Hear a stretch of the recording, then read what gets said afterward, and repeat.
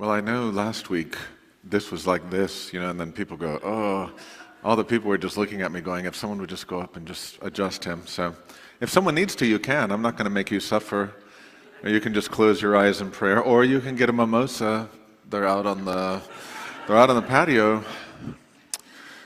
Well, we have a lot to talk about. I'm probably going to overshare information, but really the next 6 weeks are going to be big here, and actually this last week for the world was big.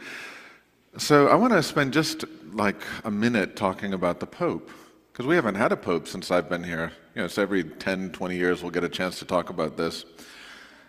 But it's important because as you listen to the news about the new Pope, they're not really sharing some of the riches that we all can enjoy in the Christian family. Now, he is Augustinian, and Martin Luther was Augustinian. So in the long history of the church and memory of the church, someone goes, oh, remember what happened last time an Augustinian got some prominence? They started the Reformation. So I don't know if he's going to do that, but if you remember, Augustine's mother, now this is important for Mother's Day, Augustine's mother was credited with giving him faith through her prayers for him. And her name was Monica, which is why we have a city named Santa Monica. It's named after Augustine's mother. So anytime you go to Santa Monica, you can think about Augustine, which I'm sure every time you're like, oh, Augustine's mother. But her prayers were very important in shaping the life of her son. And for anyone who's a mother, either biologically or spiritually, never underestimate the power of your prayers. And I remember when we were driving to do the decommissioning ceremony for my brother when he was coming back from Iraq, and my mother aged praying for him every day, more than every day. And those prayers surrounded him, covered him, and shaped his life. So never underestimate the power of prayer for the transformation of a person. And we're going to talk about that, the relationship of speech to creation. It's giving you a little bit of what's coming in the sermon, if we ever get to that. Now, why is it important that he chose the name Leo XIV? Because Leo XIII was foundational for the modern world. And I haven't heard people say this, so I want you to know this. I said to the Catholics when I spoke at their beer and theology event at Four Sons Brewery. He wrote a very important letter to the church called Rerum Novarum, which means new things in Latin. And you have to remember, the church, especially the Catholic Church, was scandalized, and more than scandalized, by the French Revolution. Like in the United States, we think about 1776. In Europe, they think about 1789. And the reason they do is it was the first explicitly atheistic anti-Christian regime in the history of the West and maybe the world. And so the church was very suspicious of democracy, because before it was like God to the king to the people, and now we're saying it's going to go from the people and up, and they were very suspicious of democracy because it had been so anti-Christian. But the church went into kind of a fortress mentality for several centuries, at least in Europe, and Leo XIII wrote this thing saying, it's time for us to come out of the fortress and think about the world. And they were dealing with the problem of industrialization, the problem of people working in factories, the problem of the world being polluted, all of a sudden there were all these new things that the church had never dealt with before. They were dealing with new philosophies, they were dealing with workers, the proletariat, Marxism, all this stuff came up at the same time. And so he was the one that began the foundation of what's called Catholic social teaching. And the reason I'm bringing it up is the core principle is human dignity. Human beings cannot be reduced. Human beings cannot be exploited. Human beings must not be defaced, disfigured, treated poorly because they carry the divine image. This is the key to the teaching. 100 years later, another pope wrote the 100th anniversary letter about that. And he reflected on it too. Economic systems, political systems, the ways that human beings had been disfigured in the First World War, the Second World War, different ideologies, and trying to make a path forward for the church to preserve what is distinctly human in the world. And that's a universal Christian call. You can feel about the Pope however you want. But the calling of Christian dignity and human dignity for all people remains the engine of so much of our social action. That's why when we talk about meeting people, we're not just dispensing resources. Like we've said that to you, the government will give you resources, but the government won't love you. How many of you have ever felt undignified going to the DMV or having to wait on hold for a bunch of people? The idea of connecting with people, looking at them, and loving them. Human dignity is so important. I could go on and on about that, but I do have a sermon, so I won't talk more about it. I'll save that. Maybe we'll do a class on it, because there's so much we could say about what they were teaching and what they understood. And it's a reminder that the church has to be a critical thinker about the age in which you live, as it relates to economic systems, political systems, ecclesial systems, and human interaction and creativity and relationships. Now, I did want to remind you that it's also time for your Japanese lesson. And the reason it's time for your Japanese lesson, we were going to show you a video. Our mission in Japan was featured on the news in Japan. And the video wouldn't play, and then the screen wouldn't go down, and we go, it's a sign, all right, we won't show the video, we won't show the video in the church this morning. But I want to give you the motto of our ministry in Japan, because it's going to be something that you hear about over the next 6 weeks. So it's just 3 words. So I'm going to say each word, and one of them is just the word no, so you already know that word. So really just 2 new words. And I'm going to say it with a bad accent. So when Fumi hears it, she's going to go, who taught you that? Oh, he taught you that. Close, it was close. Minori, so minori. Go ahead, minori. No, ame. Minori no ame. Now that little phrase, those 3 words, were spoken from a cross. When the Christians were crucified in Nagasaki, one of the Christians, because there's so much complexity about how they got on those crosses, but while they were being crucified, one of the people being crucified was speaking to those who had crucified him. And he said, I want you to know, my Christianity is not some foreign export that was foisted on. It's something that I'm doing as a Japanese person. My Christianity is an expression of being Japanese and part of my faith. And as he was dying on the cross, he said, I hope my blood will be fruitful rain that God can grow his church with. And so that phrase, minori no ame, means fruitful rain. And that's become the motto of our outreach and our mission, which is when the rain falls on the earth, or when human beings are giving of themselves, we hope that it bears fruit, and it's not just a washing off of the topsoil or a flooding away of life. We need fruitful rain, and so that's one of the phrases that we'll be using and teaching you. There's still more to share, but I feel like you're like, all right, when's he going to get to the sermon? So I just know that over the next 6 weeks we have a lot going on. And next Saturday we have our ladies' luncheon, and that's going to be the kickoff. We hope you sign up for that. That's going to be the kickoff for lots of activity. We're going to have 2 one-service Sundays in June.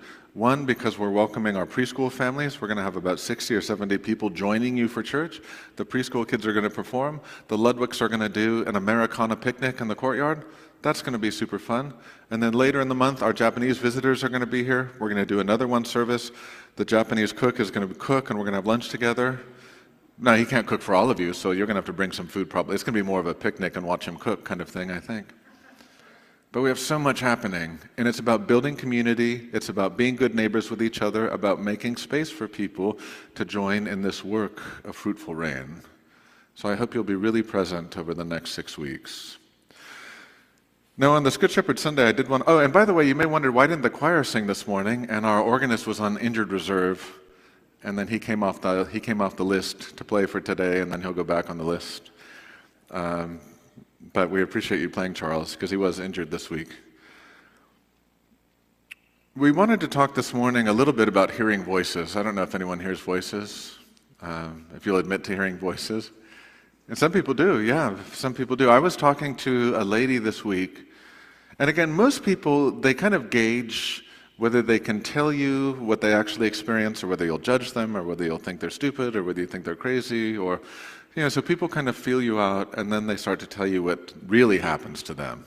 This is an important relationship threshold, when people tell you what really happens, versus what they think is a version that you can accept. And she was telling me, she goes, when I was a teenage girl, I was homeless. And there's probably no more vulnerable and sad situation than a teenage girl on our streets, because they're just the prey for the predators in every way you can imagine. And she said, a friend of mine who was a teenage girl who was also homeless told me, she said, I know a man in Los Angeles that we can go live with. And she goes, okay. And she goes, now when we go to his house, he's going to want to cuddle with you, but you don't have to if you don't want to. And just, he just likes girls. And she goes, well, I don't have any other options, so I'm going to go. And they get to the city. I don't know if they took the train or a bus or whatever they did to get down here. And the guy pulls up in the car, and she said, I heard a voice say, do not get in that car. And she goes, it was so loud, I looked around, no one else heard anything. But she goes, it was like I couldn't shake. This was like this voice in my head. It was so loud and so clear. I said, what did you do? She said, I turned around and I walked away. I just didn't know what to do. And she goes, I never saw her again. And I never saw him again. Whose voice was that spoke to her?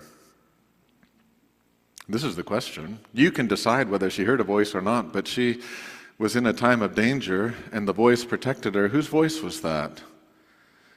And this is the question that we have on Good Shepherd Sunday. Because you'll notice on Good Shepherd Sunday, you didn't get the voices of Jesus saying, no, I'm the Good Shepherd, and I am the gate for the sheep, and I do this for the sheep, and I do that. The first verses of the 10th chapter of John have so much more information than what we get today.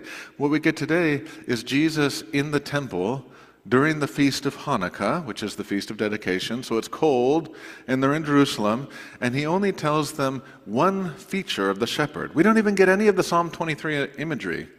And we should say, too, that someone said walking into the church, not knowing it was Good Shepherd Sunday today, we were talking about a funeral they had just been at, and they go, oh, I really don't like the 23rd Psalm. I said, well, just wait until you get into church this morning, because we're going to have the 23rd Psalm. But the 23rd Psalm has all this imagery of laying down and being guided, and rods and staffs and dinners and valleys and the shadow of death. And we don't get any of that when Jesus is in the portico with the people talking about him. He only mentions one feature of the shepherd. My sheep recognize my voice. That's a very interesting detail, that Jesus doesn't use anything else except to say, my sheep recognize my voice. Was that the voice of Jesus she heard on the streets of Los Angeles? Maybe. Was it a guardian angel? Maybe. It was someone that was wanting to protect her. And this is where we start to get to that shepherding image. We sheep are wandering in dangerous places or wandering in lost places. And when there are voices and people that are there to encourage us, build on our life, protect us, lead us to a good place, I have a feeling they're all working for the same guy. I would imagine, I would hope, because it turns out those aren't the only voices. So were I to ask you, what are the voices that you hear in your head? Well, you hear a lot of voices, I'm sure. You hear the voice of childhood. You hear the voice of parenting. Like, you hear people's inner voice. Like, I have a very critical inner voice. And sometimes people go, oh my gosh, that's how you talk to yourself. And I go, it's the only way, it's the Germanic way to motivate yourself. You just be hard on yourself and keep going. Move, going that way. The voices that we hear are the voices that we carry and that shape us and guide us. And not every voice that you hear wants something good to happen for you, wants you to flourish, wants you to have life. Why did I bring up Leo XIII and this letter he wrote in the 1800s? Because he was trying to help the church figure out, how do we make sense of the new world in which we're living? How do we make sense of having human life flourish and not just be degraded? Not having human life be subjected to economic systems or political systems where people merely become tools for either the generation of wealth or the expression of tyrannical power or whatever it is. We need to be the ones who are following the shepherd's voice to fullness of life, for example. And so this is the simple question that we can listen to today, which is hearing the voice of the shepherd. And you'll notice it's not the rod, it's not the staff, it's not the line. In Psalm 23, the shepherd never speaks. And so this is a little infuriating too, because we say, yeah, but I thought you would be talking to me clearly. There are some people who would hear the story of this woman on the streets of Los Angeles and say, oh, that's what I've wanted. I want someone to just tell me, do this. Go here and do this. But I'm not getting the message.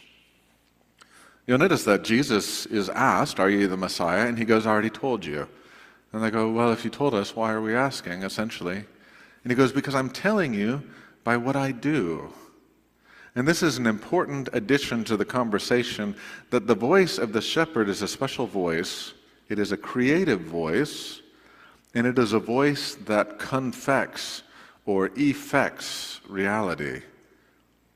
Now, why do we say this? Because we know the very first revelation of God, and we take it for granted because we just assume it had to start that way.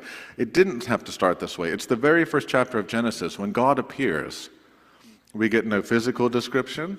We get no cosmological description. The story just begins, and God doesn't go, and then, lo, I saw someone coming, and they were bright, and they were gleaming, and there was a crystal sea, and there was a rainbow, and there was cherubs, and four faces, and animals, and this and that. We don't get anything. All we get is thrust into an empty void where there's nothing, and the first thing we hear is a voice. And this voice says things like light, land, sea, stars, planets, moon. Now, if I say, whatever, water,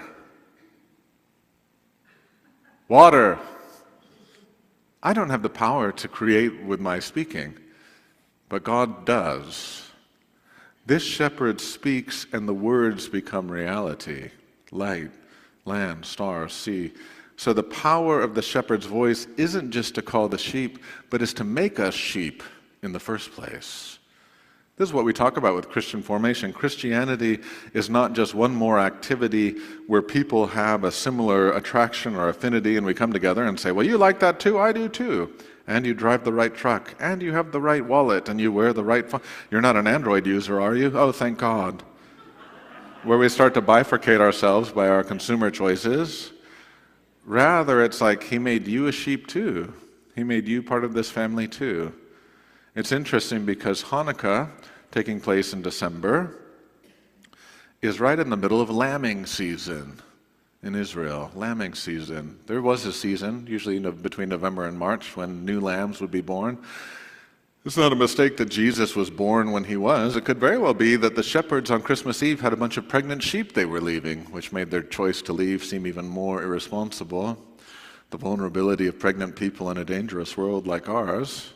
Maybe the only people more vulnerable than 15-year-old girls who are homeless would be pregnant women who are homeless in the sense of their vulnerability. And we've met a couple of them too. But it's lambing season, which means it is time for new lambs to be made. And this is what we think about, that when the shepherd calls us, he doesn't just call us, he makes us. This is lambing season. Easter is the lambing season where God makes us. And then God is guiding us in a world where we are trying to make sense of everything we are experiencing, trying to make sense of epochal changes in the world, like industrialization, like the introduction of new political and social and economic systems. And we're trying to make sense of where it is that the shepherd calls us, but by his calling, he is creating simultaneously. And so this might be an important test for discerning the voices that you hear, which is what is being created by the words you are hearing, by the authorities you are listening to. Because I think you all remember the story of Hanukkah, right? The story of oil in the temple being 8 days prolonged, and this miracle of keeping light. But the larger context of that is there was a Greek pretender to the authority of God whose name was Antiochus Epiphanes, which means Antiochus, he called himself, I am the manifestation of God, the divine. So in case you were wondering, it's me, God. I know I'm James, but I'm also God, and I hope that you worship me. That was what he did. He was the one that so many of the prophets write against because he's the one that sacrificed a pig in the temple as a way to desecrate the holy spaces. He's the one that becomes the reason for the Maccabean revolt, if you know your Jewish history. And basically, he is a voice that says, don't go that way, follow me. Take on my desires, my life. And all throughout our lives, we are going to have alternative proposals to hearing the shepherd's voice.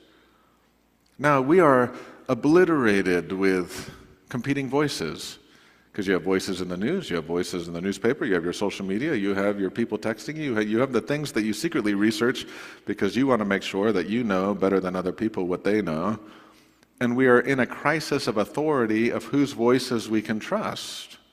And so we've kind of retreated into partisan tribalship so that we can just trust people that we trust. No longer the messaging necessarily, but the people themselves become the ultimate authority. And in the midst of this world of kind of locking down, we need to remember that the shepherd is calling us. The shepherd is calling you to be a person of life. The shepherd is calling you to enhance human dignity. The shepherd is calling you to take care of those in your community that need your care.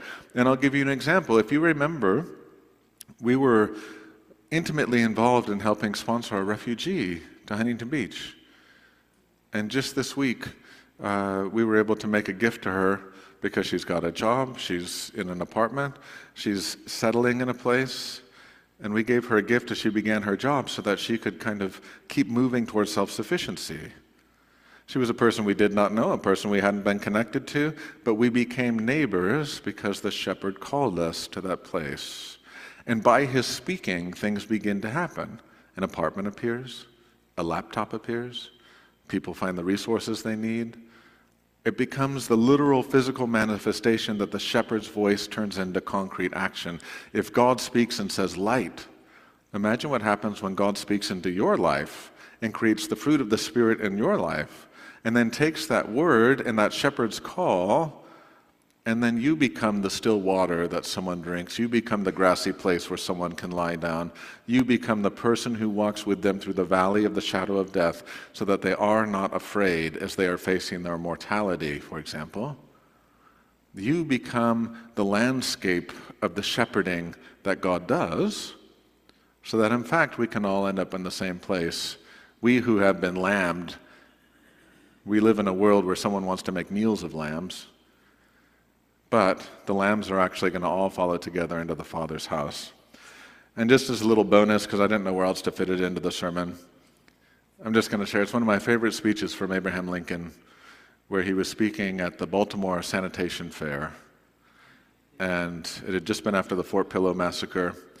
And he said, "The world has never had a good definition of liberty, and the United States is looking for one now," he said. Now, he said, the problem we have is that for the sheep, their definition of liberty is to be spared from the mouth of the wolves. And for the wolves, their definition of liberty is to be free to be able to eat the sheep. And so he has said we had two, and he said it, of course, more eloquently than what I'm saying. It's a very short speech. You can Google it if you'd like. Not right now, but you can Google it soon. But then he says, whatever else we're going to do as we define the word liberty, let's not use the Wolf's Dictionary. And that's a wonderful phrase from our 16th president. Let's not use the Wolf's Dictionary. Instead, let us speak lamb talk and shepherd talk, and let us be those who help others on their way to fullness of life. Amen.